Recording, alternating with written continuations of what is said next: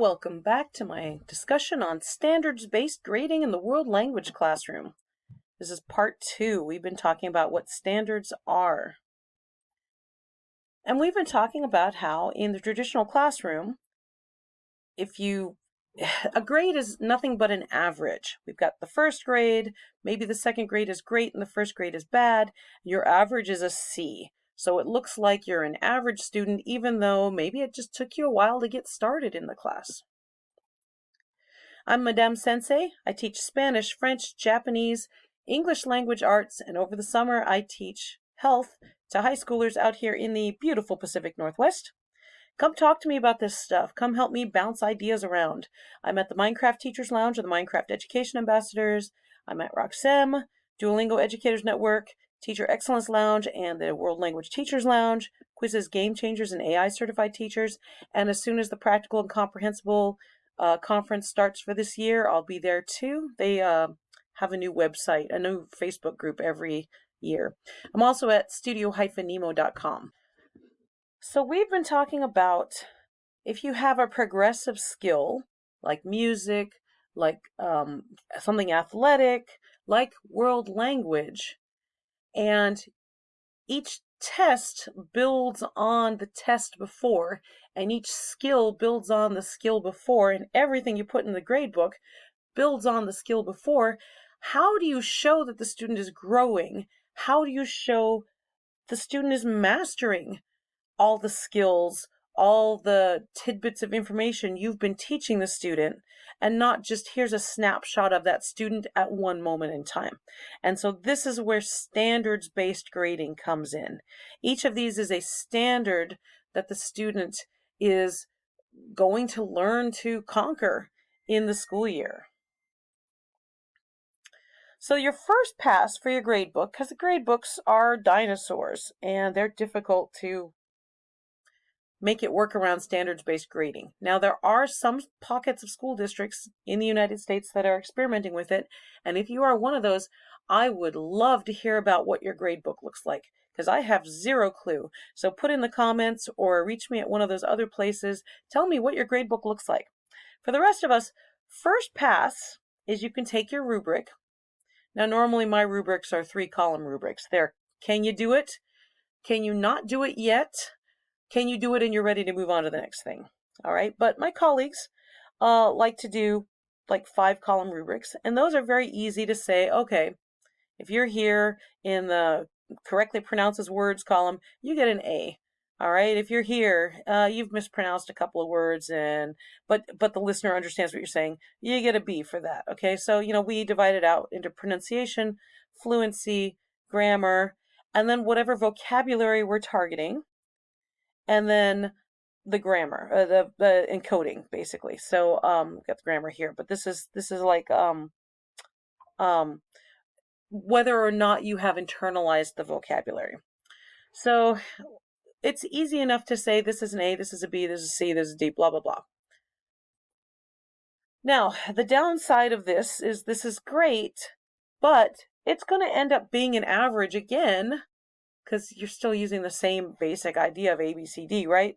So you've got to go back in your gradebook and you've got to mark things as no count if you do this. All right, so this student didn't do so well on this one, but they did do well on the next one.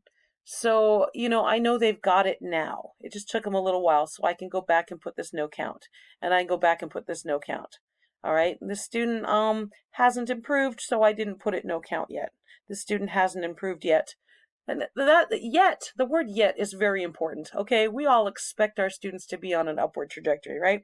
So anyway, those aren't no count yet. But that's a pain. What I really like to do is I really like to allow infinite retakes. I don't care how long it takes. And again, this goes back to me getting my driver's license.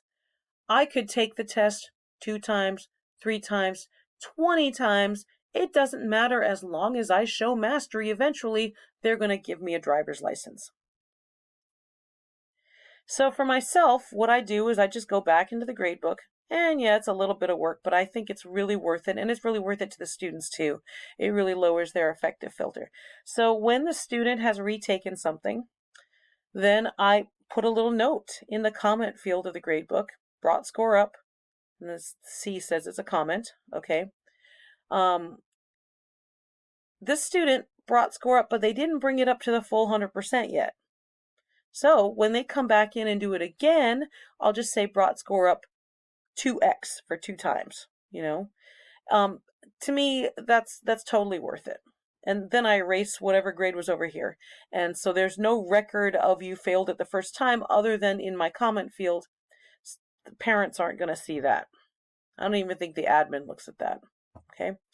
Now, sometimes, since I run a game-based classroom and a project-based classroom, students want to redo something. And it's a bit of a logistical nightmare for them to redo it, okay? Like, for example, in my French class, I teach the students how to make crepes. What's a French class without learning how to make crepes? They have to do the whole thing, start to finish, en français.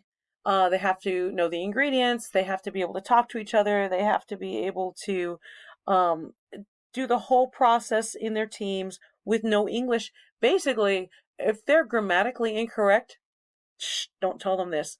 I don't count off. What I count off is, did you speak English? Okay, you get a point missing, all right? And it keeps them in French, all right? So maybe they want to come back and they want to redo it. I'm not going to take out my crepe pans again. I'm not going to go down to the store and buy flour and buy eggs, which are $1 friggin' an egg now. I'm not going to go buy some more milk, all right? I'm sorry. You want to redo it? That's great. We're going to redo it with plastic food, and we're going to redo it with Play-Doh. Because really all I'm checking is, can you sustain a conversation in French about cooking crepes? That's all I really care about. Full 100% for that. Now, the next thing that I really need to impress on my students is metacognition. And I have a whole channel on YouTube about metacognition and how important it is, because I really feel like I need the students' buy-in. I need the students to understand why this is important, okay? So a lot of the metacognition I do in regards to standards-based grading, and metacognition, again, is thinking about your thinking. Why is this important? Why do we do the crazy stuff we do in this class?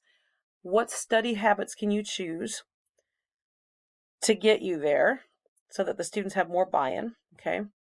So the thing I really target with standards-based grading is that, hey, you cannot stay up all night long and cram for Spanish, and tomorrow morning you wake up fluent in Spanish. That is not the way the brain works. And the students recognize this. They know that when they stay up late and cram for their vocabulary test in English class, that 2 days later, they're not going to remember any of those words. They know when they stay up late and cram for their physics test, 2 days later, they don't remember any of the formulae. They don't remember even what the test was about. They know that cramming works that way. And so it's an easy step to get them to see, sorry, you cannot cram in the world language classroom.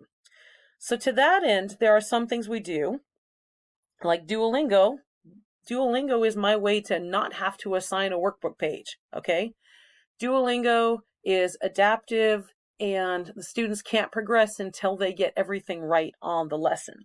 So I love it for that. That's my homework. And I'm trying to ingrain in my students the habit of do a little each day. One Duolingo lesson a day is like 5 minutes. Many of my students can breeze through it in 2 minutes. Some of my students are deep thinkers and they need 10 minutes. It's not that much to ask of them. One time a day, just so that you're hearing the language outside a classroom 1 time a day. Because we know with Ebbinghouse's forgetting curve that the second they walk out of my room, they forget 80% of everything we did in class, unless they can look at it again 1 time in the next 24 hours. Okay, so Duolingo is my tool for that. And it's easy for me to see. I can look at it and say, oh, okay, you did it May 4th, you did it May 3rd, you did it May 2nd, May 1st. Perfect. You're great. Oh, you blitzed on 2, but okay, you got this one. Sure, that's fine. That's fine. And I also model behavior for my students.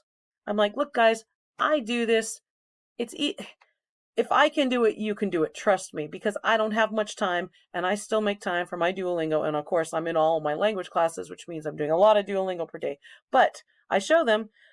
This was taken 3 weeks ago. That was my 3,000-day streak. asterisk without a power outage, because we had a citywide power outage that lasted for 5 days, 3,000 years, 3,000 days ago. But I want to model to my students, if I can do it, you can do it. And so if my students are like, oh, can I remake Duolingo? I will say, within reason, I'll allow you to do 3 Duolingo lessons a night for a little while, but I'm not going to allow you to do 20 Duolingo lessons tonight. You are not going to remember that. You've wasted your own time. I don't want to waste your time. I want you to be fluent. So, no, I'm not going to let you make up that much Duolingo. That's not a redo. Okay, so I desperately try to keep my YouTube videos under 10 minutes. And again, I've gone to 11 minutes and a half. So I'm going to pause here and I will put a part 3 up. And please join me there. See you then.